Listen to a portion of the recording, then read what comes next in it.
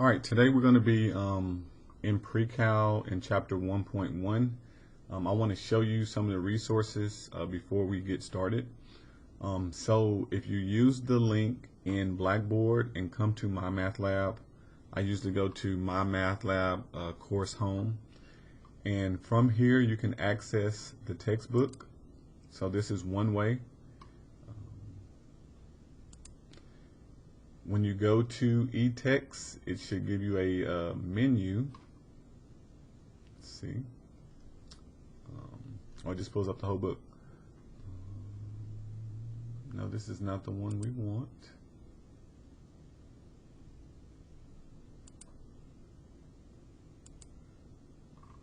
You can go to chapter contents, and then from within the chapter you can see each section.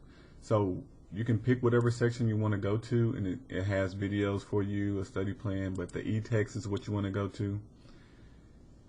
And then it should take us to the textbook.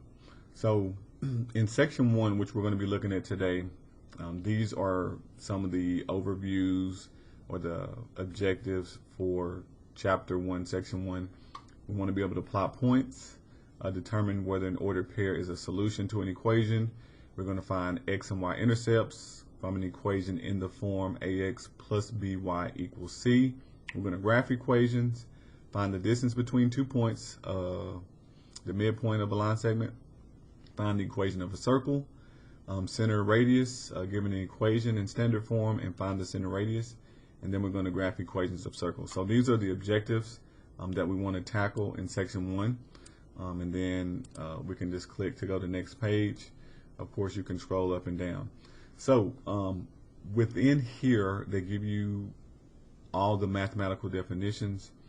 I tend to, in class, just give you the layman's terms. So I'll break things down in terms as you need them.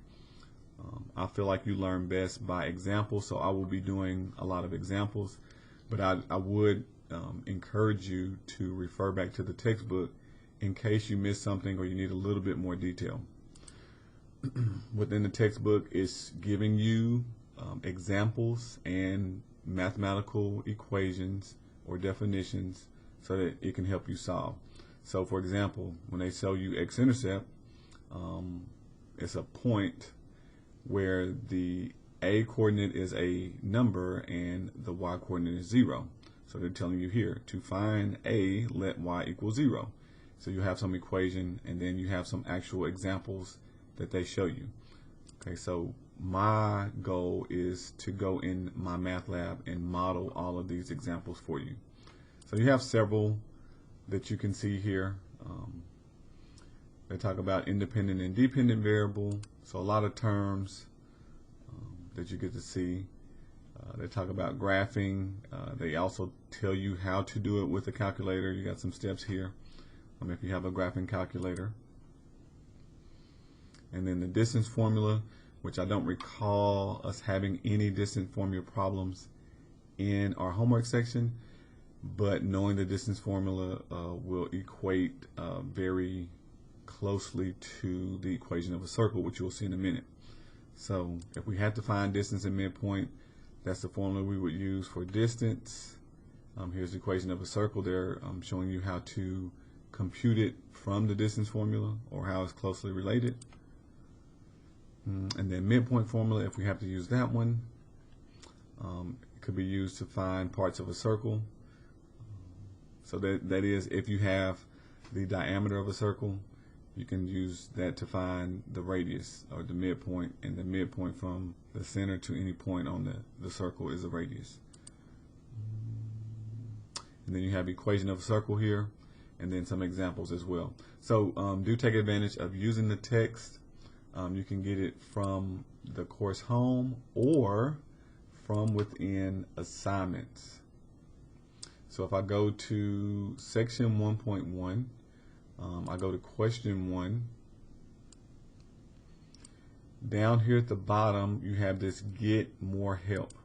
So you have several different things. You can view an example if you're not sure how to work this problem, which this will give you a similar problem with different numbers, and as you hit continue, it's giving you more information step by step how to solve the problem.